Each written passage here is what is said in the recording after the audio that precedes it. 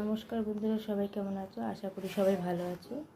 আমার সকলের সমস্ত কাজকর্ম হয়ে গেছে, দেখতেই পাচ্ছ তোমরা।